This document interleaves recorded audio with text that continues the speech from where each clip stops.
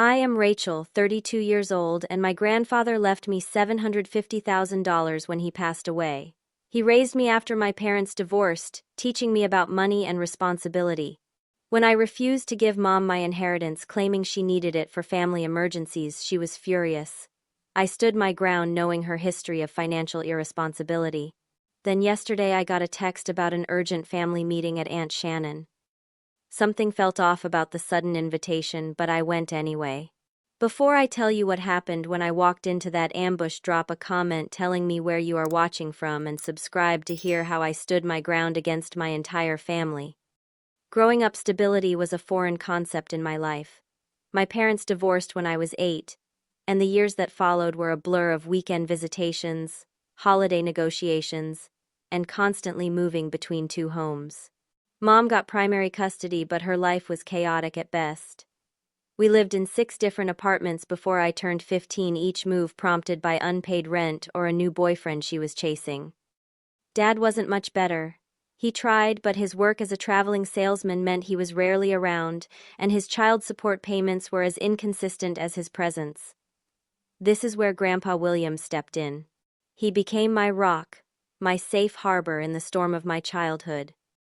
Grandpa owned a modest home in a quiet neighborhood with big oak trees lining the streets. Every Wednesday after school, and most weekends, I would stay with him. Those were the only times I felt truly secure. He never missed a school event, taught me to change a tire, and most importantly, he taught me about financial responsibility. "Money doesn't grow on trees, Rachel," he would say, as we sat at his kitchen table balancing his checkbook. "You work for it, you respect it, and you never spend what you don't have." These lessons stuck with me, especially as I watched Mom's financial train wreck unfold year after year. Mom's relationship with money was toxic. When I was 16, she borrowed $2,000 from me, money I had saved from my part-time job at the local grocery store. It was for an emergency car repair, she claimed. The next day, she had a new designer purse, and the car remained broken. This pattern repeated throughout my life. When I was in college, I discovered she had opened 3 credit cards in my name, maxing them out and leaving me with debt that took years to clear from my credit report. The worst was when I was 25 and had just started my career as a physical therapist. Mom called crying that she was going to be evicted if she couldn't come up with rent money. I sent her $800 only to see her posting pictures of a weekend trip to Las Vegas on social media the following week. That was the last time I directly gave her money. Despite the family chaos, I managed to build a stable life for myself. I worked through college, got my degree in physical therapy, and secured a good job at Pacific Northwest Rehabilitation Center. I shared an apartment with my best friend Abigail, drove a reliable but modest car, and was slowly paying off my student loans. I was proud of my independence, especially knowing the odds I had overcome. Then last year, Grandpa got sick. Pancreatic cancer. It moved quickly, and within 3 months he was gone. Those final weeks were brutal but precious. I took family leave from work and stayed in his home caring for him, alongside hospice nurses. Mom visited twice, both times, asking about his will within earshot of him. I was mortified, but Grandpa just gave me a knowing look. The reading of the will was held in his attorney's office 1 month after the funeral. I expected Grandpa to leave me maybe a few $1,000s or some sentimental items. When the attorney announced that I was receiving the house and $750,000 from his life insurance and investments, I nearly fell out of my chair. Mom, sitting beside me, immediately grabbed my arm, her fingernails digging into my skin. "That's wonderful, honey," she whispered, but her eyes were calculating. "That will help our whole family so much." I knew what was coming. The moment we stepped into the parking lot, Mom launched into all the ways the family could use that money: her credit card debt, my cousin Travis's college tuition, the family vacation home she had always dreamed of buying. "Mom," I said firmly, "Grandpa left this money to me, not to us." Her face darkened. "After all I've sacrificed for you, you're really going to be selfish with this windfall. This is family money. Your grandfather would want it to help everyone." But I knew better. Grandpa had been explicit in our private conversations during his final days. "This is for your future, Rachel. For the security I know you value." not for bailing out poor decisions. My plans for the inheritance were practical and would have made Grandpa proud. First, pay off my remaining student loans of $60,000. Then buy a modest home in a good neighborhood, something around $300,000 in our area. The rest would be invested for retirement and perhaps eventually starting my own physical therapy practice. The first confrontational phone call came just 3 days after the will reading. Mom called while I was at work. "I've been thinking about the inheritance," she began without even saying hello.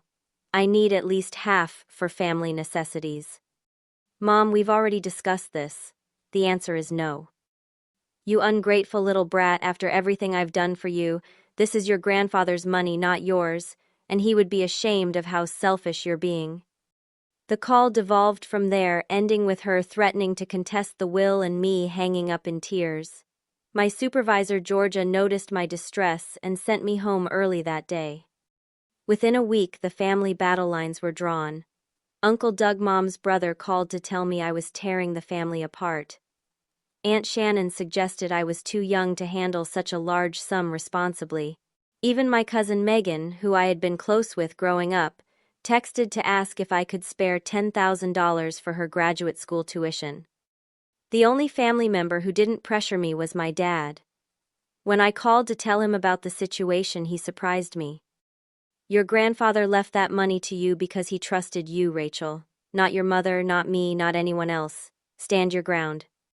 I hung up feeling both supported and conflicted. The rational part of me knew I was making the right decision. The emotional part still battled with guilt, wondering if I was being selfish. Was I wrong to keep this money for myself when my family had needs?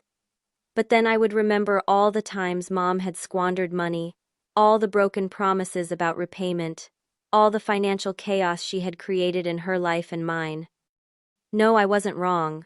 I was honoring Grandpa's wishes and protecting my future, but standing firm was proving harder than I expected, and I could feel that this battle was just beginning. The pressure from my family didn't let up. If anything, it intensified over the next few weeks. Mom employed every manipulation tactic in her arsenal, alternating between guilt trips, sob stories, and dramatic appeals to family obligation. Her text messages arrived at all hours. June 5th, 2:14 a.m. Lying awake, wondering how I raised such a selfish daughter. Your grandfather would be so disappointed. June 7th, 11:22 a.m. My car broke down and I can't get to work. Need $3,000 for repairs. This is exactly why family should help family. June 10th, 7:30 p.m. Just had to borrow money from a payday loan place because my own daughter is hoarding family money. The interest will ruin me. The voicemails were worse. Her voice would crack with tears as she detailed her mounting bills, her health problems supposedly caused by stress, and how she had to tell friends she couldn't attend their events because her millionaire daughter wouldn't spare. Adime. I knew her claims were exaggerated or outright fabrications. Grandpa had left her $25,000 in his will, which she had immediately spent on a luxury cruise and shopping spree. She wasn't destitute, she was just bad with money, and saw my inheritance as the solution to her self-created problems. Mom wasn't working alone. She recruited family members as her proxies, creating a constant barrage of pressure from all sides. Aunt Shannon called on a Tuesday evening as I was making dinner. Her approach was more subtle than Mom's. "Rachel, honey, I'm worried about your mother's health," she began, voice laced with concern. "Her blood pressure is through the roof with all this stress about money. The doctor says she needs to reduce her anxiety, but she's so worried about making ends meet." "Aunt Shannon, I'm sorry to hear that, but Mom received money from Grandpa too. She chose how to spend it." "But that was such a small amount compared to what you got," Shannon pressed.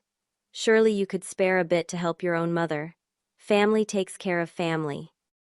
That phrase was becoming their mantra, wielded like a weapon to make me feel guilty for having boundaries. Uncle Doug took a different approach when he called the following weekend. He was always the businessman of the family, and he came prepared with what he thought was a compromise. "Rachel, I understand your hesitation to just hand over money," he said smoothly. "That's why I've come up with a solution. You could provide your mother with a temporary loan. Nothing major, just 100,000 to help her get back on her feet. And the repayment terms I asked, already knowing the answer. Well, that's something you two could work out down the road, he hedged. The important thing is helping family in their time of need. There it was again, family. As if that magic word erased all boundaries and common sense. Even my cousins got involved. Most pressured me directly, but my cousin Megan surprised me with a warning call late one night. Rachel, I need to tell you something, but you can't let on that it came from me, she whispered into the phone. They're having meetings about you and the money. Aunt Karen is saying you're mentally unstable from grief and not fit to manage the inheritance. Uncle Doug mentioned something about legal options to contest the will. They're serious about getting that money, Rachel. My stomach twisted with anxiety. Thanks for telling me, Megan. Be careful, okay? And maybe consider giving Mom something small just to get her off your back. But I knew better. With my mother, there was no such thing as enough. A small amount would only be the beginning. The stress was taking its toll. I started having trouble sleeping, jolting awake at every notification ping on my phone. My work performance suffered as I struggled to concentrate during therapy sessions with patients. I lost 5 pounds in 2 weeks, simply because my appetite disappeared under the constant stress. Seeking advice, I met with Abigail for coffee at our favorite local cafe. As my best friend since college, she knew my family history and didn't pull any punches. They're financially abusing you, she said bluntly, stirring her latte, and they'll keep doing it until you set firm boundaries. But they're family, I said weakly, echoing their rhetoric. Family doesn't manipulate and harass you. Family respects your autonomy. Your grandfather did. He's the example you should follow.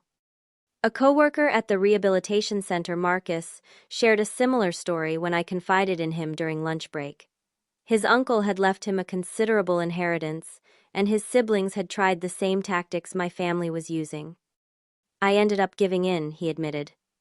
Gave my sister 30 grand to help with her business. It failed within 6 months and she's never spoken to me since because I wouldn't invest more. My brother got 15,000 for a down payment on a house he never bought. The money disappeared and our relationship is still strained. His story strengthened my resolve. Giving in wouldn't save relationships. It would only enable more problematic behavior and potentially destroy any chance of healthy connections in the future. Mom escalated her campaign when showing up at my workplace became her new tactic. She walked into Pacific Northwest Rehabilitation Center during my shift, teary-eyed and demanding to speak with me. I was in the middle of a session with an elderly stroke patient when the receptionist, Amber, came to get me. There's a woman in the lobby causing a scene, she whispered. Says she's your mother, and it's an emergency. I apologized to my patient and hurried to the lobby where Mom was loudly telling anyone who would listen that her daughter had abandoned her in her time of need. Mom, stop it, I hissed, pulling her toward the exit. This is my workplace. Well, you won't answer my calls, so what choice do I have? She replied loud enough for my colleagues to hear. Outside in the parking lot, I finally snapped. This ends now. You're damaging my professional reputation and crossing every boundary. I will not give you my inheritance. It's not up for discussion. But Rachel. If you come to my workplace again or continue harassing me, I'll file for a restraining order. I'm serious. Her face contorted with rage. You'll regret turning your back on family. You'll see what happens to ungrateful children. That night I changed my phone number, giving the new one only to trusted friends and colleagues. I blocked my family on social media and set up email filters to send their messages to a separate folder I could check when I felt emotionally prepared. For 2 blessed weeks, there was silence. I started sleeping through the night again. My appetite returned. I felt like I could breathe. Then the text came through from a number I didn't recognize, but the content made the sender clear. Family meeting Sunday at 2 p.m. at Shannon's house.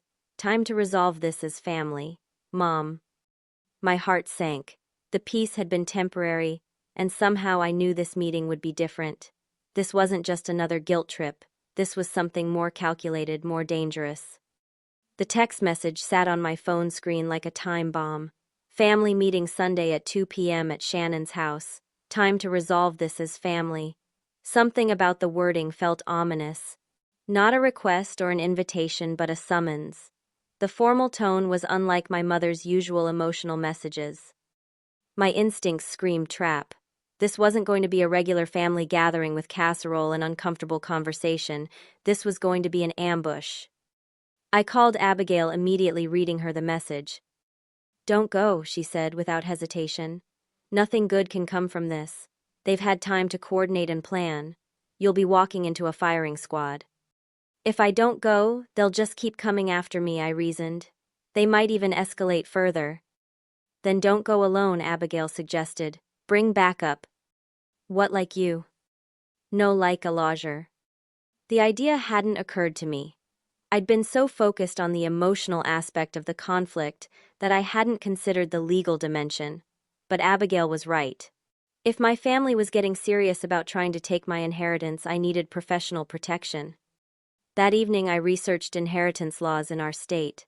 I learned that as the named beneficiary in my grandfather's will, my position was legally strong. Contesting a will was difficult without evidence of coercion or mental incompetence. Given that Grandpa had been of sound mind until the end, and had even explained his decisions to his attorney, any challenge would likely fail. Still, I needed someone who specialized in these matters.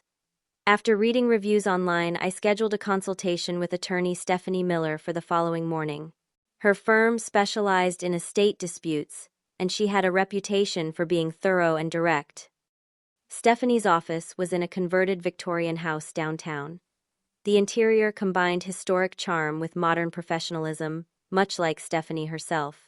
In her mid-40s, she had a calm demeanor that immediately put me at ease.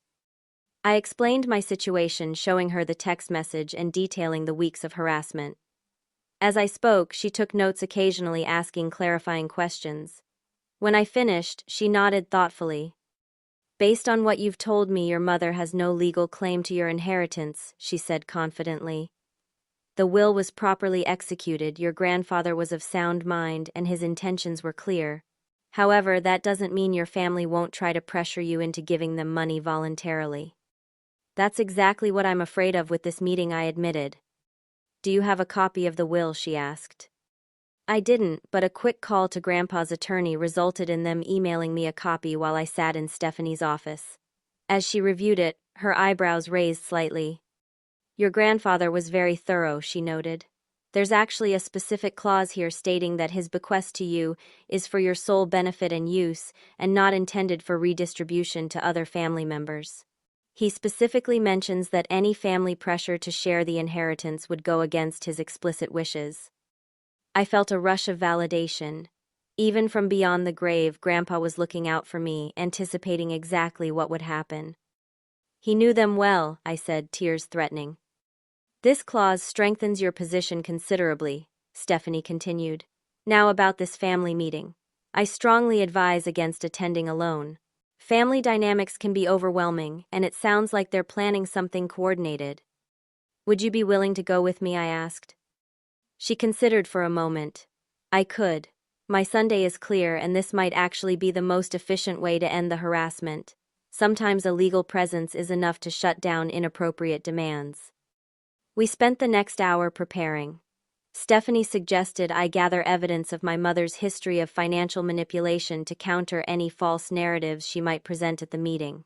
I went home and compiled a folder containing copies of the credit report showing the cards opened in my name without permission, bank statements showing transfers to my mother that were never repaid, screenshots of social media posts showing her luxury purchases. Immediately after claiming financial emergencies, a timeline of financial incidents throughout our relationship. I also found something I had forgotten about: a video recording from my last birthday celebration with Grandpa 3 weeks before he died. In it, he clearly stated his wishes for my inheritance, explaining that he was leaving it to me because he trusted my judgment and wanted me to have the security he hadn't been able to provide when I was younger. His words were a powerful reminder that I was honoring his wishes by protecting the inheritance. Stephanie and I agreed on a strategy. I would arrive at the family meeting alone, assess the situation, and then text her to join if necessary. She would wait in her car nearby, ready to provide legal backup. We also discussed potential scenarios and how to respond to each. Remember, Stephanie advised you have both the moral and legal high ground here. Don't let them make you feel guilty for honoring your grandfather's explicit wishes. The night before the meeting, I barely slept. Around midnight, I had a full-blown anxiety attack, my heart racing as I imagined all the possible ways the confrontation could go wrong. I called Stephanie apologizing for the late hour, but she was understanding. "This is normal," she assured me. "Family confrontations are emotionally charged, especially when money is involved. But remember, you're prepared. We have the facts, the law, and your grandfather's explicit intentions on our side." Her confidence helped calm me enough to get a few hours of sleep. The next morning, I chose my outfit carefully, a professional navy blue dress that made me feel confident and composed. I wanted to project strength, not vulnerability. As I drove to Aunt Shannon's house, memories flooded back. Sunday gatherings at her place had once been a highlight of my childhood. The aroma of her famous pot roast, the sound of cousins playing in the backyard, the warmth of family before money and resentment poisoned everything. How had we gone from that to this? Aunt Shannon's neighborhood hadn't changed much over the years. Same mature oak trees, same well-kept lawns, same sense of suburban tranquility. But as I approached her driveway, I noticed something unusual. There were more cars than I expected. I recognized Mom's blue sedan, Uncle Doug's luxury SUV, Aunt Shannon's minivan, and several others belonging to cousins. But there was also an unfamiliar black BMW with a professional-looking man stepping out carrying a briefcase. My stomach dropped. They really had brought a lawyer. This wasn't just a family meeting, it was a legal ambush. I parked across the street, my hands shaking slightly as I texted Stephanie. "They brought legal representation. Unknown man with briefcase just arrived." Her response was immediate. "Stay calm. Observe but don't commit to anything. I'm 20 minutes away. Text when you want me to enter." Taking a deep breath, I stepped out of my car and walked toward what I now knew was definitely a trap. But unlike what my family expected, I wasn't walking in unprepared. The moment I stepped onto Aunt Shannon's porch, the front door swung open. Shannon stood there, her expression a forced smile that didn't reach her eyes. "Rachel, dear, we were starting to wonder if you'd make it," she said, giving me a stiff hug. Her perfume was overwhelming, the same floral scent she'd worn for as long as I could remember. "I said I'd be here at 2, I replied, checking my watch. "It's 1:55. She ushered me inside without responding. The familiar smell of her home was there, cinnamon and furniture polish, but something was different. The usual family chaos was missing. No television blaring sports in the background. No cousins chatting in the kitchen. Instead, there was a strange formality to the atmosphere. I soon saw why. Shannon's dining room had been transformed into something resembling a conference room. The large oak table that had hosted countless family dinners was now cleared of its usual centerpiece and placemats. Instead, there were neat stacks of papers, a pitcher of water with glasses, and family members seated around it like board members at a meeting. Mom sat at the head of the table with Uncle Doug to her right. Aunt Karen, Uncle Larry, and cousins Travis and Jessica filled the other seats. And at the opposite end from Mom sat the man I'd seen arriving with the briefcase now open in front of him, revealing organized files. "Rachel," Mom said, standing up with a smile that seemed rehearsed. "Thank you for coming. We have important matters to discuss." I remained standing, taking in the scene. "Clearly," I said, gesturing to the formal setup, "this doesn't look like a family chat." "Please sit down," Mom said, indicating an empty chair directly across from the unknown man. The seat felt strategic, placing me in the hot seat facing what was obviously legal representation. "This is Harold Jenkins," Mom introduced as I reluctantly sat. "He's a family attorney who's kindly agreed to help us resolve our situation." Harold nodded at me with practiced professionalism. Late 50s gray at the temples, expensive suit, and a smile that was all business. "Miss Anderson," he greeted me using Grandpa's last name, which I had taken after college. "Your family has consulted me regarding the distribution of your grandfather's estate." "There's nothing to resolve or distribute," I said firmly. "The will was clear and the estate has already been settled legally." Mom jumped in before Harold could respond. "Rachel, we're worried about you," she said, her voice taking on that concerned tone I knew was completely artificial. Since William passed, you've been making decisions that aren't like you, refusing to help family, isolating yourself, behaving irrationally with money. I stared at her in disbelief. This was her strategy, to paint me as mentally unstable. I'm the irrational one with money. I couldn't help but laugh. That's rich coming from you, Mom. Uncle Doug cleared his throat. Rachel, no one's attacking you here. We're concerned. Your grandfather would have wanted his money to help the whole family, not just one person. That's not what he said, I countered. In fact, he was explicitly clear about his intentions. Grief can distort memories, Aunt Shannon chimed in softly. We all knew William longer than you did, dear. He always believed in supporting family. Harold Jenkins opened a folder. I've prepared some documents that might help us move forward constructively. Your grandfather's estate was substantial, and while the will currently names you as the primary beneficiary, there are provisions in family law that recognize the moral obligations to support immediate family members. This was a blatant misrepresentation of the law, at least based on what Stephanie had told me, but I remained silent watching their strategy unfold. Mom picked up the narrative. Rachel, sweetheart, we're not asking for everything, just a fair distribution. I am your mother after all. I raised you, sacrificed for you. Uncle Doug nodded. Your mother is facing significant financial hardships. Medical bills, housing costs, debts that accumulated while caring for you. This was news to me.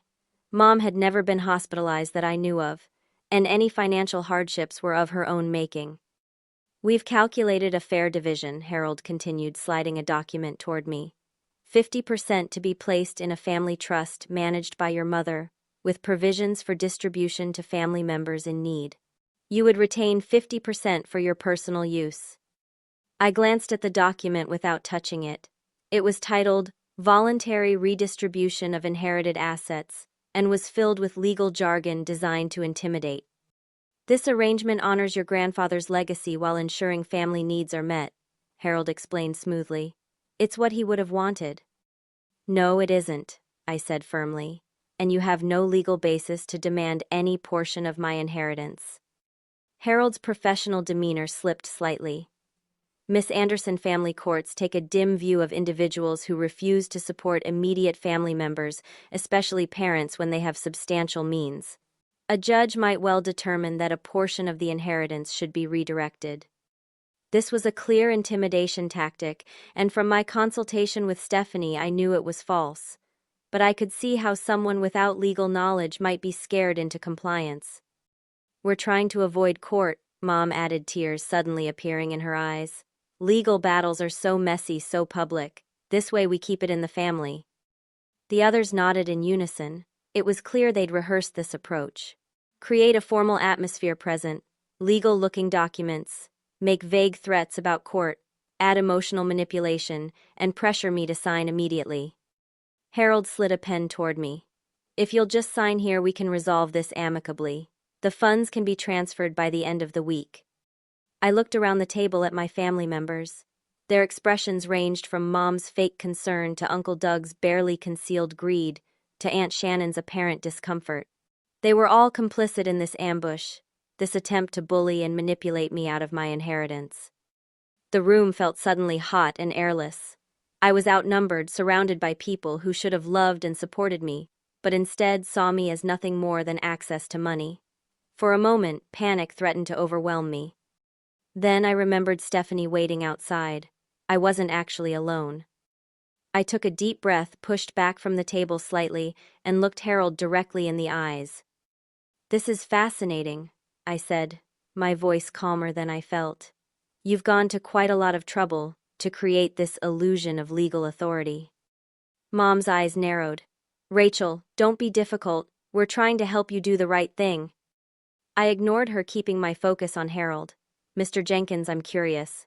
Are you aware that my grandfather included a specific clause in his will prohibiting exactly this type of family pressure?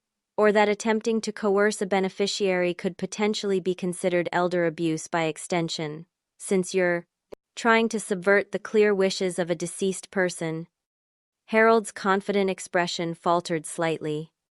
Also, I continued, I notice you haven't asked for a copy of the actual will or any documentation before preparing these papers. That seems like an unusual oversight for a family attorney. The tension in the room shifted perceptibly. I reached for my phone in my purse. Before we go any further with this discussion, I said, standing up, I think we need some clarity on the legal realities here. I typed a quick text to Stephanie. Please come in now. Mom leaned forward, her patience visibly wearing thin. Rachel, sit down. This isn't a negotiation. The papers are prepared. You just need to sign them. I smiled for the first time since arriving. Funny, I brought someone too. The doorbell rang and everyone turned toward the sound in confusion. That would be my attorney, I explained. Mom's face drained of color. You're what? Aunt Shannon rose automatically to answer the door, her social hostess instincts overriding the tension of the moment. When she returned, Stephanie Miller was beside her, projecting calm professionalism in her tailored pantsuit leather portfolio tucked under her arm. Hello everyone, I'm Stephanie Miller, attorney at law, she announced, her voice carrying the perfect blend of authority and courtesy. I represent Rachel Anderson in matters relating to her grandfather's estate. The room fell into stunned silence. Mom's mouth opened and closed, without words forming. Uncle Doug straightened his tie nervously. Harold Jenkins stood up, extending his hand automatically in professional courtesy, though his expression revealed his discomfort. Harold Jenkins, he introduced himself. I'm advising the family on this matter. Are you indeed? Stephanie replied, shaking his hand briefly, before setting her portfolio on the table. That's interesting, since the estate was settled months ago with no contesting parties. She turned to me. Rachel, may I sit? I nodded, pulling out the chair beside mine. The power dynamic in the room had shifted dramatically with her entrance. Where I had been surrounded and outnumbered, now I had an ally who spoke the language of law better than Harold did. Miss Miller, Mom began, recovering her composure. This is a private family matter. Rachel is having difficulty making reasonable decisions about her inheritance. On the contrary, Mrs. Anderson, Stephanie replied coolly. From my assessment, your daughter is making extremely prudent decisions regarding her inheritance, exactly as her grandfather intended. She opened her portfolio and removed several documents. I've taken the liberty of bringing copies of William Anderson's will for everyone, since it seems there may be some misunderstanding about his intentions. She distributed the copies, placing one directly in front of Harold. You'll want to pay particular attention to Section 4, Paragraph 3, Mr. Jenkins. Harold adjusted his glasses and began reading. His expression grew increasingly troubled as he reached the section Stephanie had highlighted.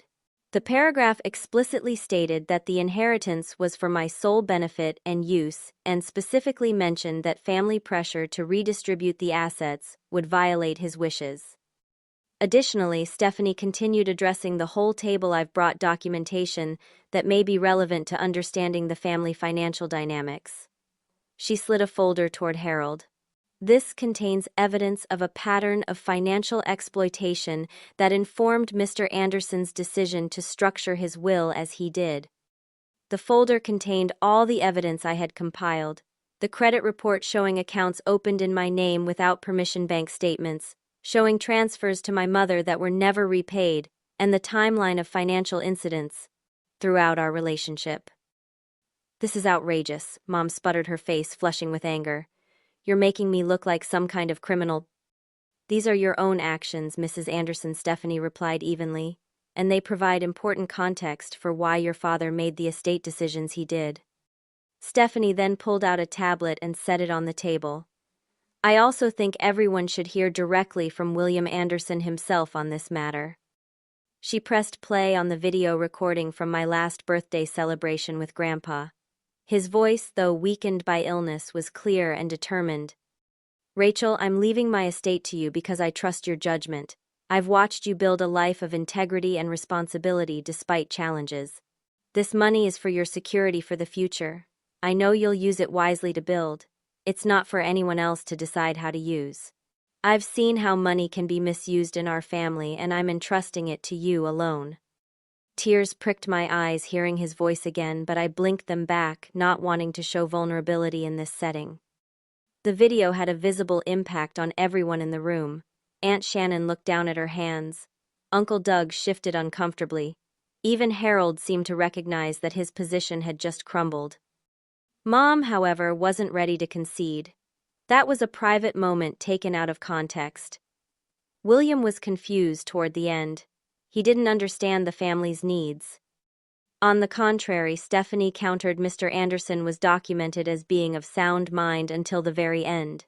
His doctor confirmed this, as did the witnessing attorney for the will. There is absolutely no legal basis to challenge his explicit wishes. She turned to Harold, professional courtesy masking her clear advantage. Mr. Jenkins, I'm curious what legal theory you were planning to pursue here. The documents you've prepared have no legal standing whatsoever. Harold cleared his throat, clearly uncomfortable. We were exploring potential avenues for family support under moral obligation provisions. Moral obligation provisions, Stephanie raised an eyebrow. I'm not familiar with that as a legal concept that would override explicit testamentary instructions. Perhaps you could elaborate. It was a professional way of calling his bluff, and Harold knew it. He began gathering his papers, avoiding eye contact. Mrs. Anderson presented the situation differently, he admitted.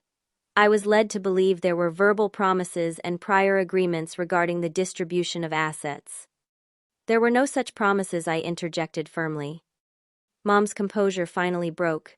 You ungrateful little brat, she hissed, her carefully constructed, concerned mother facade crumbling. After everything I've done for you, this is how you repay me, by humiliating me in front of everyone with your fancy lawyer. Karen, Uncle Doug warned, placing a hand on her arm, which she immediately shook off. No, I'm done pretending, Mom continued, her voice rising. That money should be mine. I was his daughter. I took care of him. When I challenged my own anger finally surfacing, you visited him twice during his entire illness. I was there every day.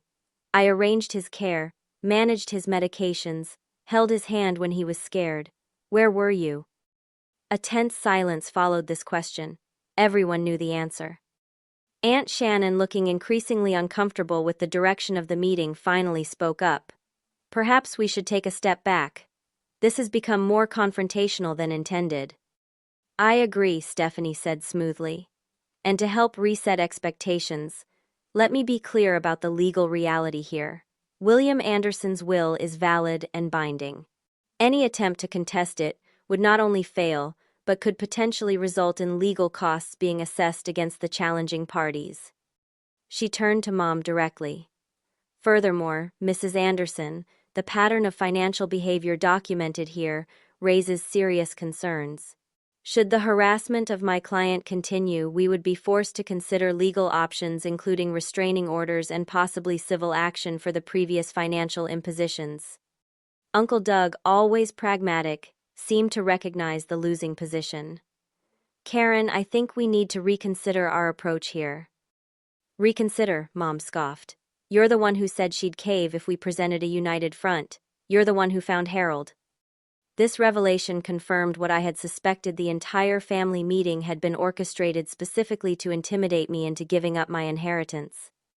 I think we should discuss how you promised everyone a cut if they helped pressure Rachel. My cousin Jessica suddenly blurted out, then looked down quickly when Mom glared at her. Is that true? I asked, looking around the table. Did Mom promise you all money if you helped her get my inheritance? Uncomfortable glances were exchanged. No one would meet my eyes, but no one denied it either. I was promised $20,000 to help with my student loans, Travis finally admitted quietly. Karen said I'd get enough to renovate my kitchen, Aunt Shannon added, shame evident in her voice. The pieces fell into place. Mom hadn't just been after money for herself. She had essentially been selling shares of my inheritance to family members to gain their support in pressuring me. Why do you need the money so desperately, Mom? I asked directly. Grandpa left you $25,000. That disappeared immediately. Now you're willing to destroy our relationship over this. What's really going on? Mom looked away, refusing to answer, but Uncle Doug sighed heavily. She's in debt, he revealed. Gambling debts, serious ones. Doug, Mom snapped. Shoot up. No, Karen, this has gone too far, he replied. Rachel deserves to know the truth if you're going to keep hounding her. She's got online gambling accounts, Rachel. Has for years. She owes over $60,000 to various creditors, and some of them aren't the kind you want to owe money to. The revelation wasn't entirely surprising given Mom's history with money, but the scale of it was shocking. Gambling addiction explained so much about her desperate behavior. That's your problem, not Rachel's, Stephanie stated firmly. And certainly not a justification for attempting to circumvent a legal will.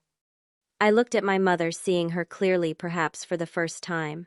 Not as the manipulative force that had dominated my life, but as a deeply troubled woman whose problems couldn't be solved with money, especially not mine. Mom, I'm not giving you my inheritance, I said calmly. Not now, not ever, but I would support you getting help for your gambling addiction. She laughed bitterly. I don't need your charity. It's not charity, it's concern, I replied. But it's your choice. I stood up, and Stephanie followed suit. I think we're done here. My grandfather's wishes will be respected. The inheritance will be used as he intended. I looked around at my family members, people who had been willing to ambush and intimidate me for money. I won't be attending any more family meetings. And if anyone approaches me again about my inheritance, my next step will be legal action. Harold Jenkins was already packing his briefcase, clearly eager to distance himself from the failed scheme. Mrs. Anderson, I'll need to speak with you privately about my services going forward, he said stiffly. Mom ignored him, standing to face me. After all I've done for you, she said, her final attempt at manipulation. This is how you treat your mother. I could have listed all the ways she had failed as a mother, all the times she had chosen her own interests over my well-being, all the financial and emotional damage she had caused. But what would be the point? Goodbye, Mom, I said simply. Stephanie, I'm ready to leave. As we walked toward the door, Aunt Shannon hurried after us. Rachel, wait, she called. I'm sorry, this wasn't right. I nodded acknowledgement but kept walking. Apologies were easy. It was actions that revealed character. And today, I had seen the true character of my family all too clearly. Stephanie and I walked out with our heads held high, leaving behind a family in disarray, their plans thoroughly dismantled. The power had shifted, and for once I wasn't the one left feeling helpless and manipulated. The moment Stephanie and I got into my car parked safely away from Aunt Shannon's house, I broke down. The tears I had been holding back through the entire confrontation came flooding out in gasping sobs. Stephanie sat quietly beside me, offering tissues from her purse and the space to process what had just happened. You did incredibly well in there, she said once my crying had subsided to occasional sniffles. Standing up to family is one of the hardest things anyone can do, especially when they're united against you. I can't believe they actually brought a lawyer to intimidate me, I said, wiping my eyes. And that document they wanted me to sign, would it even have been legally binding? Possibly, which is what makes their approach so insidious, Stephanie explained. If you had signed under pressure without your own legal representation, it could have created a mess to untangle. They were counting on your ignorance of the law and your emotional vulnerability to family pressure. Once I felt composed enough to drive, Stephanie suggested we go somewhere to discuss next steps. We ended up at a quiet restaurant a few miles away, where over dinner she outlined additional legal protections I might want to consider. I don't think they'll try anything like this again, but it's clear your mother is desperate, Stephanie said, sipping her iced tea. We should be prepared for other potential scenarios. We discussed setting up a cease and desist letter to formalize the boundaries I had established, and Stephanie recommended creating a formal trust for the inheritance with strong legal protections. By the time dinner ended, I had a clear plan for securing not just my inheritance but my peace of mind. The week following the confrontation was strangely quiet. No calls, no texts, no family members showing up unannounced. The silence was both a relief and unnerving, like the calm before another storm. That calm broke on Friday evening when my phone rang with an unfamiliar number. Against my better judgment, I answered. Rachel, it's Megan. Don't hang up. My cousin's voice was urgent, almost frightened. I hadn't seen her at the family meeting, which now seemed significant. What do you want, Megan? To warn you, I know about the meeting. Mom told me what happened. Aunt Shannon was her mother, but there's more you need to know. Can we meet somewhere public? I don't want to talk about this over the phone. My instinct was to refuse to assume this was another family trap, but something in her voice sounded genuinely concerned. We met at a coffee shop downtown the next morning. Megan looked nervous, constantly glancing around as if afraid of being seen. I didn't come to the meeting because I couldn't be part of it, she began without preamble. What they were planning was wrong. Thank you for that, at least I acknowledged. But there's something you don't know about Aunt Karen. She always called my mother by her first name, a small rebellion from childhood. The gambling debts. They're worse than Uncle Doug said. She owes money to some dangerous people. Like organized crime dangerous. My blood ran cold. What? Megan nodded grimly. I overheard her on the phone last month. She was begging for more time, promising she'd have the money soon. Said her father had died and left her a fortune. She's been telling these people she's getting your inheritance. That explains the desperation, I said, trying to process this new information. But it's not my problem she lied to loan sharks. I know that, Megan agreed. I'm not saying you should give her money, I'm saying you should be careful. These aren't people who take disappointment well, and Aunt Karen might try to deflect their anger toward you. Her warning prompted me to take additional security precautions. I installed a doorbell camera at my apartment that same day. I varied my routes to and from work. I even spoke with the security team at the rehabilitation center about not allowing my mother on the premises. These measures proved prudent just 3 days later when my doorbell camera caught a slow drive-by of my apartment building. The car was unfamiliar, but the driver was unmistakably my mother, scanning the building with an intensity that sent chills down my spine. While my mother hadn't directly violated any boundaries yet, the incident was unsettling enough that I decided to temporarily relocate. Abigail's brother Adam had a vacant rental property between tenants, and he agreed to let me stay there for a few weeks while I figured out my next steps. Just as I was settling into this temporary arrangement, I received an unexpected email from Aunt Shannon. The subject line read, "Simply, I'm sorry. Rachel, I can't justify what happened at my house. It was wrong of all of us, especially me, for allowing my home to be used that way. Karen has always had a hold over the family, and we've enabled her behavior for too long. I want you to know, I've told her I won't be part of any more attempts to pressure you. Your grandfather would be proud of how you've handled this, Shannon." The apology seemed genuine, but I wasn't ready to respond. Trust once broken couldn't be repaired with a single email.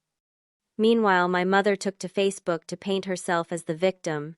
Posts about ungrateful children and family betrayal appeared regularly, gathering sympathetic comments from people who only knew her carefully curated version of events. I refused to engage, knowing any response would only feed the drama. Support came from unexpected quarters. My high school physics teacher, Mrs. Bennett, who had remained a mentor over the years, reached out after seeing my mother's posts. "I remember your grandfather coming to every parent-teacher conference," she wrote. "He was so proud of you. Whatever's happening, I know you're handling it with the same integrity you've always shown." Even more surprising was an email from my father's cousin Elaine, who I barely knew.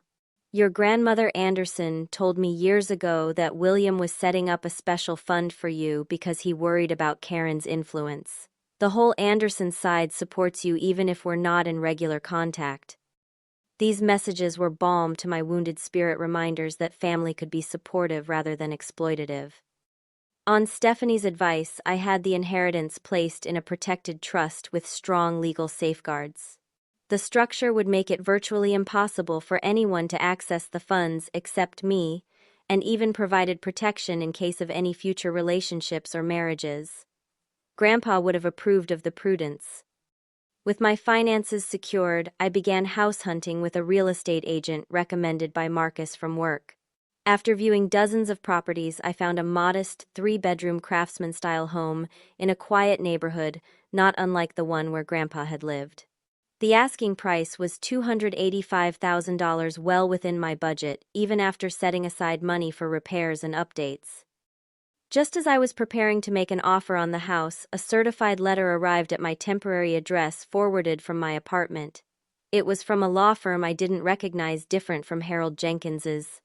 The letter stated that my mother was preparing to file a lawsuit claiming she had been promised a portion of my grandfather's estate verbally before his death. I forwarded the letter to Stephanie immediately. Her response was swift and reassuring. "This is a desperate intimidation tactic," she explained over the phone. "They have no case. Your grandfather's will explicitly contradicts any such claim, and the video evidence we have would demolish their argument in court. They're hoping you'll settle to avoid the hassle of litigation." Should I be worried? I asked. Not at all. In fact, if they actually file this lawsuit, we'll counter with a harassment claim and seek to have their legal fees assessed against them. I suspect this is an empty threat. Stephanie was right. No lawsuit ever materialized just as she predicted. It was one final attempt to intimidate me before my mother apparently accepted defeat, at least on the legal front. The day I signed the closing papers on my new home should have been purely joyful, but it was tinged with caution. I had arranged for a security system to be installed. Before I moved in, changed my phone number yet again, and set up a P.O. box for mail to avoid giving out my new address. As I was preparing to move from the temporary apartment to my new home, I received an unexpected visitor. Uncle Doug stood at my door looking uncomfortable and significantly older than he had at the family meeting just 2 months earlier.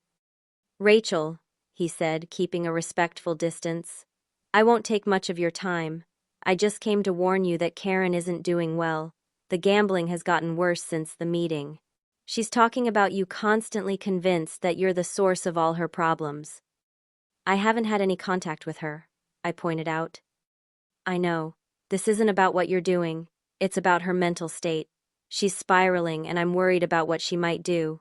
Not to you," he added quickly, seeing my alarmed expression. "To herself. She's talking about bankruptcy, about leaving the state. Just be vigilant, okay? And maybe consider changing your emergency contact information anywhere it might still list her." His warning, while concerning, was also the first genuinely helpful communication I'd had from any family member besides Megan. I thanked him for the information, and he left, without asking for anything in return, a first in my experience with my mother's side of the family. 6 months passed, and life settled into a new normal. My modest craftsman home became my sanctuary. Each room slowly transformed with furniture and decor that reflected my personality rather than temporary apartment living. The garden, overgrown when I purchased the property, flourished under my weekend attention, becoming a peaceful retreat after long days at the rehabilitation center. The inheritance had provided security I'd never known before. My student loans were paid in full.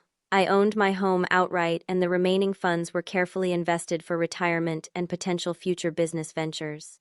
Grandpa would have approved of my financial decisions, making the painful family conflict worthwhile in honoring his wishes. But money alone couldn't heal the emotional wounds of the past months. After weeks of disrupted sleep and anxiety that lingered even in my new secure home, I finally took Abigail's advice and returned to therapy. Dr. Lawson, who had helped me navigate the aftermath of a toxic relationship in my 20s, welcomed me back with the same calm understanding I remembered. "Family estrangement is a special kind of grief," she explained during one session, "especially when it's apparent. Society expects certain relationships to be unconditional, and when they're not, we often blame ourselves." Through our weekly sessions, I began to understand my mother's behavior through a different lens. Her gambling addiction explained much of her financial desperation, but Dr. Lawson helped me see the deeper personality patterns that had made our relationship toxic long before Grandpa's inheritance became an issue. "Your mother displays classic narcissistic traits," Dr. Lawson observed after hearing detailed accounts of our history. "The inability to see you as separate from herself, the expectation that you exist to meet her, needs, the rage when denied, the manipulation of others to apply pressure. Understanding this isn't about excusing her behavior, but about freeing yourself from the guilt of establishing boundaries." This framework helped immensely. I wasn't a bad daughter for protecting myself. I was an adult, making healthy choices in the face of unhealthy demands. The inheritance had merely brought long-standing patterns into sharper focus. As my personal healing progressed, I looked for ways to honor Grandpa's memory beyond simply securing my own future. After careful consideration, I established a small scholarship in his name at the local community college, where he had taken woodworking classes in retirement. The William Anderson Memorial Scholarship would help 2 students each year who demonstrated financial need and responsibility, mirroring the values he had taught me. The scholarship announcement in the local paper led to an unexpected reconnection. My father, who had drifted in and out of my life since the divorce, reached out after seeing the article. "Your grandfather was a good man," he wrote in an email that clearly took effort to compose. "He did for you what I should have but didn't know how to. I'd like to grab coffee sometime if you're willing. No pressure." Our reunion at a downtown cafe was awkward, but healing. Dad had remarried, stayed sober for 8 years now, and built a stable life selling real estate in a town 30 miles away. He made no excuses for his absence during my childhood, just expressed genuine regret and a desire to know me as an adult if I was open to it. We now meet monthly for lunch, building a relationship based on who we are now rather than the past we couldn't change. As I established these new connections and strengthened existing friendships, I came to appreciate what Dr. Lawson called my chosen family: Abigail and her brother Adam, Marcus and his wife Diane from work, my neighbor Mrs. Petrovich, who brought homemade bread when I moved in, and taught me how to care for the rose bushes in my garden. These relationships, built on mutual respect and genuine care, showed me what healthy connections felt like. Contact with my mother's side of the family remained minimal. Aunt Shannon occasionally sent cautious emails, which I answered politely but briefly. Cousin Megan and I met for coffee every few months, carefully avoiding discussion of family drama. The rest, including my mother, existed at the periphery of my life, neither actively engaged nor completely severed. As for Mom herself, I maintained strict boundaries. Stephanie had helped me create a legal communication framework where any contact from my mother came through a designated email address that I checked once a month. This allowed me to maintain emotional distance while still being aware of any truly important developments. Through this channel, I learned that Mom had finally declared bankruptcy, sold her condo, and moved to Arizona to live with a cousin. The distance provided additional security and peace of mind, though I sometimes still found myself scanning parking lots and looking over my shoulder out of habit. On the 1-year anniversary of Grandpa's death, I visited his grave with fresh flowers and a heart full of gratitude. The polished granite headstone gleamed in the autumn sunlight as I sat on the nearby bench, telling him about my new home, the scholarship in his name, and how his lessons about financial responsibility had shaped my life. "You knew exactly what would happen with the inheritance, didn't you?" I said aloud, smiling despite the tears in my eyes. "You knew Mom would see it as her money, not mine. That's why you added that clause to the will. You were protecting me even then." As I was leaving the cemetery, my phone chimed with a notification, an email from my mother's designated address. After a moment's hesitation, I opened it. "I'm 1 month sober through Gamblers Anonymous," she had written. "Part of the program is making amends. I don't expect forgiveness, but I want to acknowledge the harm I caused you. Not just with the inheritance situation, but throughout your life. If you're ever willing to meet in a public place with my sponsor present, I would appreciate the opportunity to apologize in person." The message was brief, lacking the emotional manipulation and guilt trips that had characterized her communications in the past. I didn't respond immediately, knowing this required careful consideration. Was this a genuine step toward recovery, or another manipulation? I would discuss it with Dr. Lawson before deciding. Whatever came of this tentative olive branch, I knew I would approach it from a position of strength rather than vulnerability. The past year had taught me that standing firm in my boundaries wasn't selfish but necessary, that family connections should be based on mutual respect rather than obligation, and that sometimes the healthiest love we can offer is from a distance. 2 weeks after receiving Mom's email, I agreed to meet her at a cafe midway between our locations, with both her sponsor and Abigail present for support. The conversation was awkward but civil. Mom's acknowledgement of her wrongdoing was limited, but appeared sincere. I made no promises beyond agreeing to continue cautious communication through the established channels. "Do you think you'll ever forgive her?" Abigail asked as we drove home afterward. I considered the question carefully. I think there's a difference between forgiveness and reconciliation, I finally answered. I can forgive her for my own peace of mind without returning to a relationship that was harmful. Maybe someday we'll have something healthier, but I'm not holding my breath. As I settled into my new life, I often reflected on how money had revealed the true character of those around me. Grandpa's inheritance had acted like a chemical reagent, causing hidden truths to become visible. Those who valued me only for what I could provide had shown themselves clearly, while those who cared about my well-being regardless of financial benefit had also emerged. The inheritance my grandfather truly left wasn't just money. It was the courage to value myself enough to say no to those who would take advantage of me even when they were family. That lesson was worth more than any dollar amount could ever be. Have you ever had to stand up to family pressure about money or inheritance? What would you have done in my situation? Drop a comment below and let me know your thoughts. If this story resonated with you, please like and subscribe for more real-life experiences. And remember, sometimes the most valuable inheritance isn't money at all, but the wisdom to use it wisely and the strength to protect your boundaries. Thank you for listening to my story, and I hope it helps anyone facing similar family challenges.